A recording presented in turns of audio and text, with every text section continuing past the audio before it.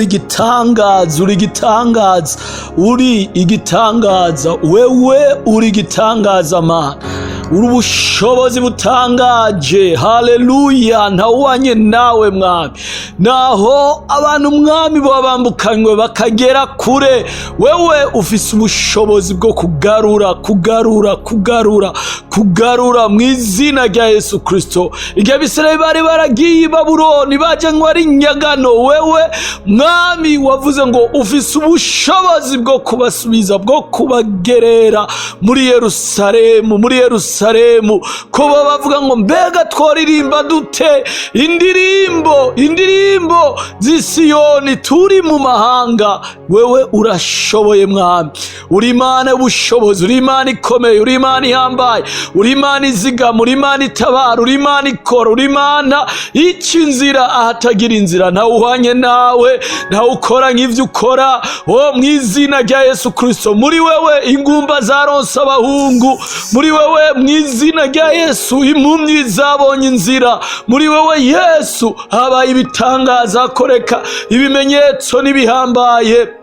Urashoboye, urashoboye, urashoboye, urashoboye, urashoboye, urashoboye guca inzira atari inzira, urashoboye Mwami gukiza, urashoboye Mwami gutabara, urashoboye Yesu, uri igitangaza Mwami, ntawuhwanye nawe. Ijambo ryawe rivuga ngo nyina yo kwibagira uruhinja yavyaye, ngo naho ivyo vyoshoboka wewe Mwami, naho ivyo vyoshoboka wewe Mwami ni wo kwibagira abana bawe. Naho nyina yo kwibagira uruhinja, uhoraho ntiyibagira biwe. Kandi ijambo ryawe rivuga ngo itanguro ryo kubaka ko ririko ikimenyetso, ngo uhoraho araza abantu biwe, uhoraho araza bamwizeye, uhoraho araza bamutakambira, uhoraho araza bamusenga, uhoraho araza bamuririra, uhoraho arazi abamuririra, abamwambaza mu izina rya Yesu Kristo.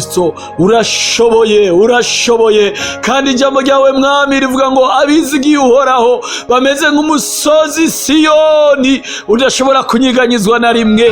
Kandi nk'uko imisozi ikikije Yerusalemu, uko niko uhoraho akikije abantu biwe, abakenyezi biwe barakikijwe n'uhoraho, abagabo Mwami bamwizeye bakikijwe n'uhoraho, imisore n'inkumi byizigiye uhoraho, uyo uhoraho arabakikiye gose. Kandi ijambo ryawe rivuga ngo azobaterura ku mababa yiwe abambukane. Haleluya. Ingo Mwami utuyobore, ingo Yesu tuyobore, ingo uyobora imiryango yacu, ingo uyobora ishengero, ingo uyobora abera, ingo uyobora abasavyi bawe, ingo tuyobore muri ibi bihe by'ibidambidambi, muri ibi bihe bigoye mu izina rya Yesu Kristo.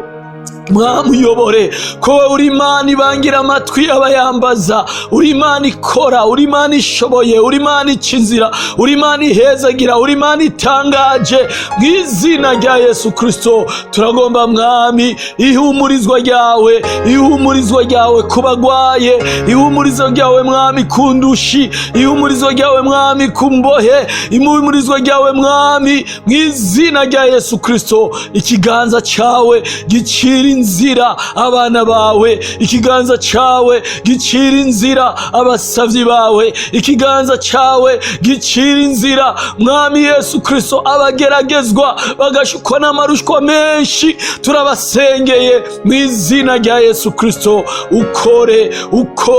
ukore ahantu nyene Mwami abariho wiyerekana, abariho utwiyerekera nk'Imana y'ubushobozi, nk'Imana itangaje, nk'Imana y'imbaraga. Kuri uyu musozi nyene Mwami abariho userukira mu izina rya Yesu Kristo, abariho ugaragarira Mwami mu izina rya Yesu Kristo. Abera bavuze ngo ahanyene abariho utwiyerekera, ahanyene Mana abariho utwiyerekera, abariho wiyerekera abantu bawe, abakuririra, abazanye imitwaro, abariko barageragezwa, abasukwa n'amagerushwa menshi, abari mu mbobane, abari mu ntambara zitandukanye. Turabasengeye bababaye, ijuru mwami ribatabare, ubushobozi bw'Imana bwiyerekane, umuriro w'Imana urigate. Turasenywe satani n'abadayimoni, ivyo kwigira ibisika nka bimwe vy'Iyeriko turabitembagaje n'izina rya Yesu Kristo. Ukuboko kwawe mwami gukore, ukuboko kwawe mwami guca inzira,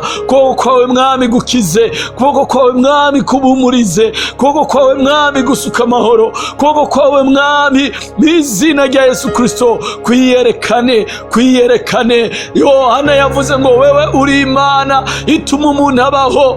Imana niyo ituma umuntu abaho, kandi Imana niyo ituma umuntu apfa. Imana niyo ishobora gukura umuntu mu mukungugu ikamwicarikana n'abahambaye. Imana niyo ishobora kwishura imitwaro y'abantu, abayiborogera, abayiririra. Yesu ingo n'izina ryawe ryera uzobukoze mwami, uzobukoze data.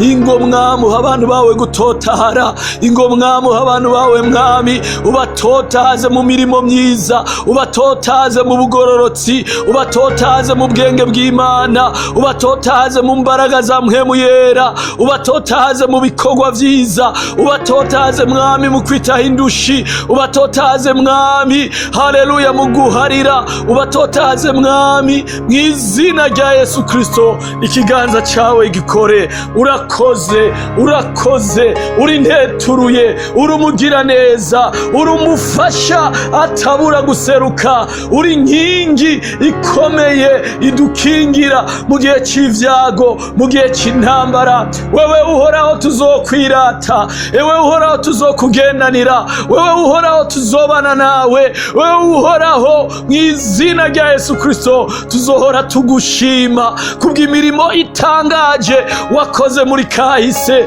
Iyo uri kurakora niyo uzodukorera. Hariya imbere mwami twiteze ikiganza cawe, ukuboko kwawe, intsinzi yawe, amavuta yawe, ubwiza bwawe, ibitangaza vyawe, imirimo yawe. Nta numwe akwizeye azomaramara mw'izina rya Yesu Kristo. Yesu weho wavuze ngo ntawe akwizeye azocigwa urubanza mw'izina rya Yesu Kristo. Abagororotsi mwami nta ciza na kimwe bazokena. Suka impwemu y'ubugororotsi muri twebwe, suka impwemu y'agakiza muri twebwe, suka impwemu y'ivyiza muri twebwe, suka impwemu y'imirimo myiza muri twebwe, suka impwemu yo guharira muri twebwe, suka impwemu mwami yo kugukorera muri twebwe. Twugurura imiryango y'ivugabutumwa, twugurura imiryango mwami y'ivugabutumwa. Uzobukoze, uzobukoze. Urakoze Yesu, turagushimiye, tukwiteze kuri vyinshi. Umuririmbyi yavuze ngo turagushimiye ku vyabaye, tukwiteze mwami kubiri imbere. Urakoze, uhabwa icubahiro. Uruwera, uruwera, uruwera, uruwera, uruwera, uruwera, uruwera, uruwera mwami, uruwera Yesu, uruwera mpwemu yera, uruwera, uruwera data, uruwera, uruwera mwami, uruwera. Urakoze, urakoze mw'izina rya Yesu Kristo. Urakoze mwami.